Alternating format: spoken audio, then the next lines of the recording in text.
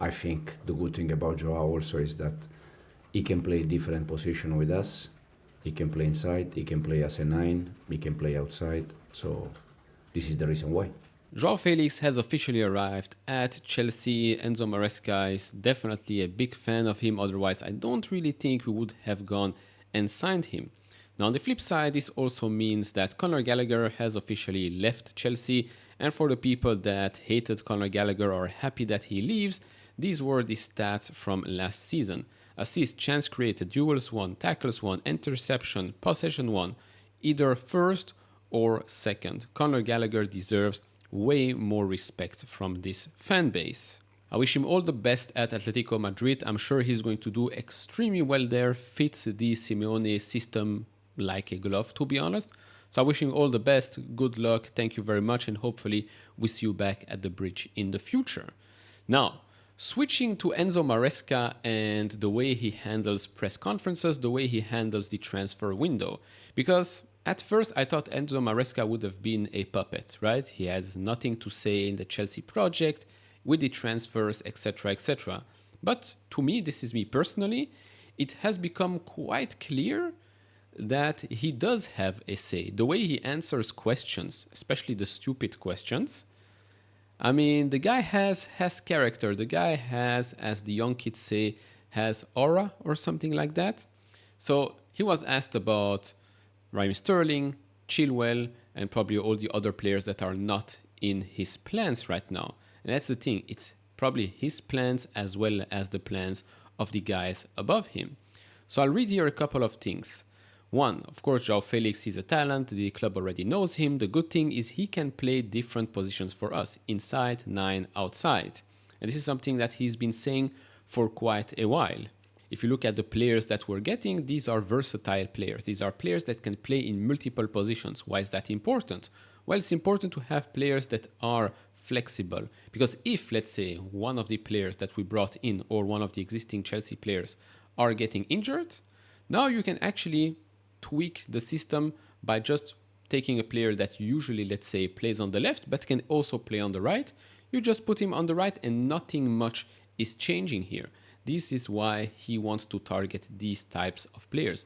Players that can play left back, right back, full backs basically, and then can invert as well. Versatility is of extreme importance, especially in the season that we're going into right now.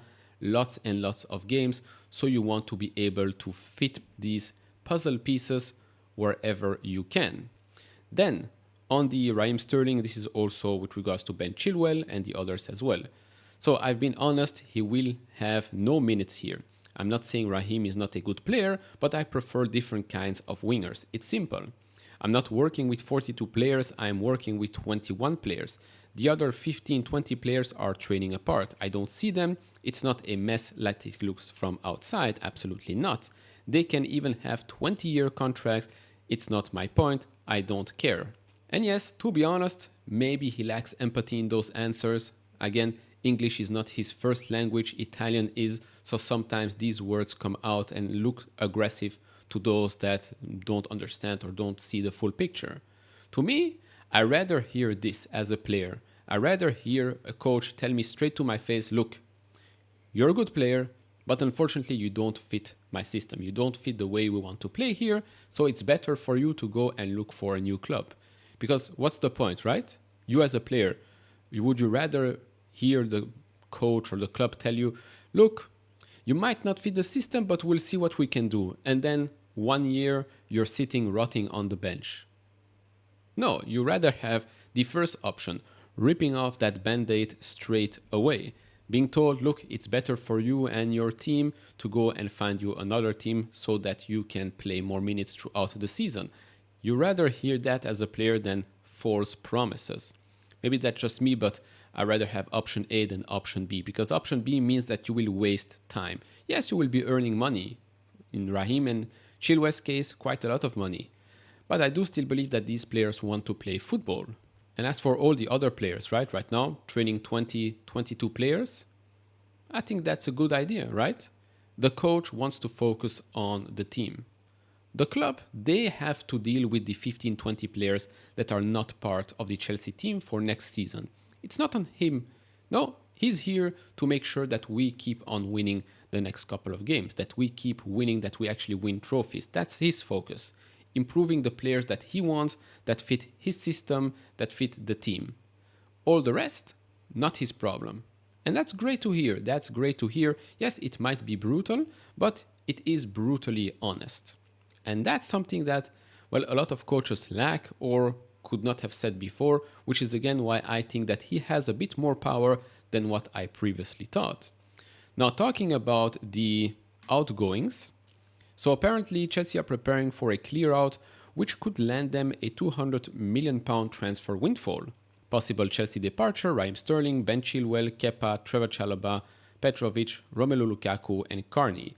Now, some people are saying, oh, how do you reach 200? Well, you divide 200 by these 7 players, and you're getting a transfer sum of around £28.57 million.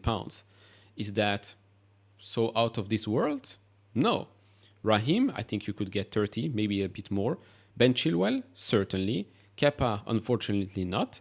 Chalobah, 100%. Petrovic, I think we're just going to sell him or loan him out to Strasbourg, so okay, stays in the Bluco ecosystem. Lukaku, you're getting more than 30. And Carney, well, Carney, the situation is a bit strange because he's young, he's promising, so it's either going to be permanent deal, and to be honest, I don't see us selling him for cheap. He cost us already quite a lot of money. Or it's a loan with obligation, and again, I think he's going to be over 30 million. That's just my opinion. Remember, Armando Broja to Ipswich.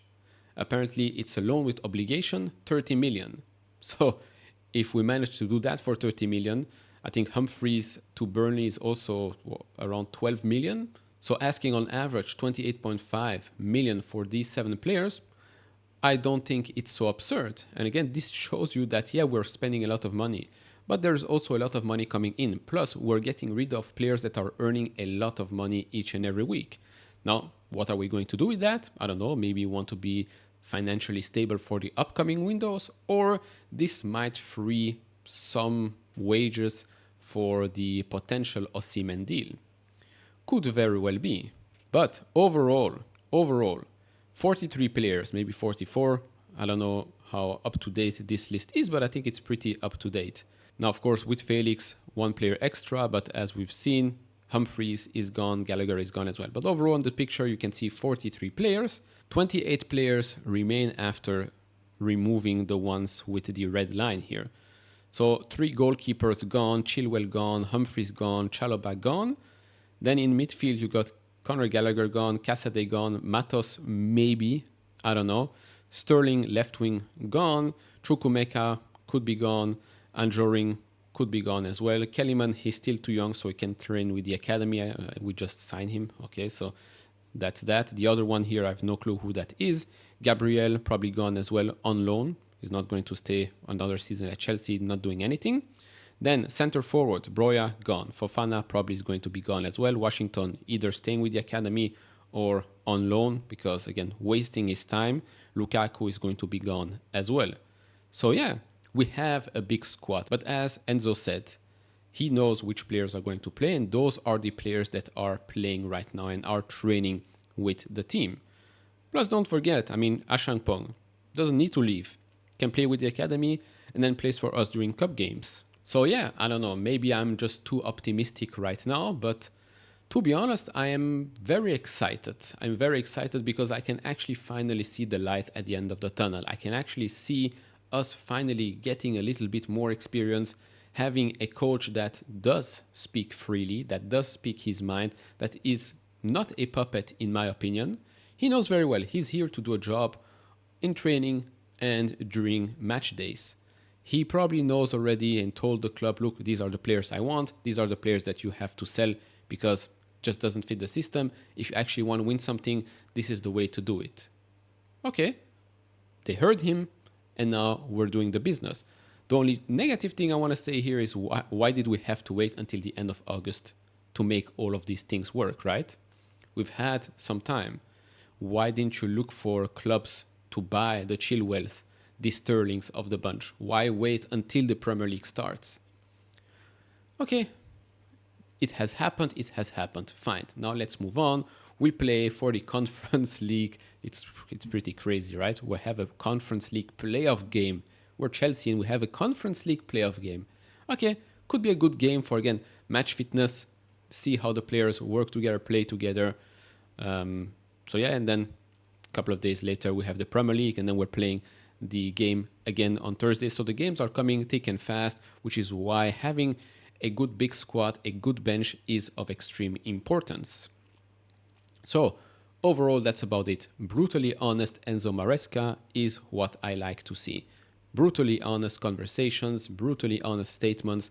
I think we're going to be much better like this than just trying to hide the mistakes and hide behind BS PR statements, right? Pep came in at Manchester City. Each and every season, bought and sold, bought and sold. You're not good enough, you're gone. Even Arteta at Arsenal. Okay, he might not have won the Premier League or anything big, right? But he came in, and the squad that he has today does not resemble the squad that he got when he got the job, right?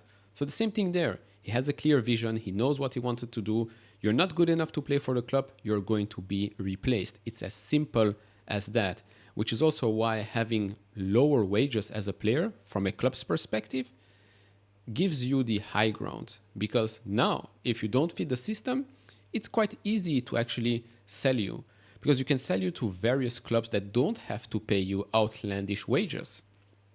With the Lukakus and the Sterlings and the Chilwells and the whatnot, if you're earning at Chelsea, making quite a lot of money, if you still have a contract, why would you leave, right? Not that many clubs can pay you that much money, so why would you leave to a lesser club to make less money, unless you really, really want to play?